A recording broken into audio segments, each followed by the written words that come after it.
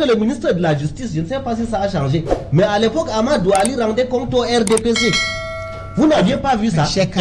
Vous n'aviez pas vu ça? Vous pouvez jouer d'une naïveté pareille. Et le ministre de la Justice, vous avez mauvaise foi. Le ministre de la Justice, c'est le ministère public. Est-ce que ça voudrait dire que c'est il rencontre à un parti politique? Mon Dieu. Non, son problème, c'est parce qu'il rencontre à un parti politique. Mais on fait très bien une distinction entre un magistrat de siège et un magistrat de cour. Comment il voudrait nous mêler dans ce qui est évident? Oui, permettez. Mon cher Jean-Claude, fils, vous êtes tellement nombreux que vous avez la notion de charter habituel dans votre parti. Le charter. Je ne connais pas.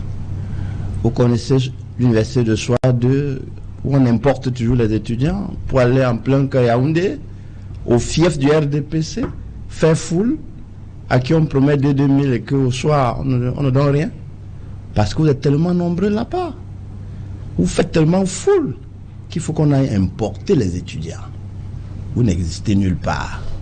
Vous n'êtes que 17 355 sur toute l'étendue du territoire. J'insiste, même dans la première dépasse. Vous savez que nous avons ici à Equinox Soir la latitude de dire à tout le monde la petite vérité et que tout le monde doit vérifier.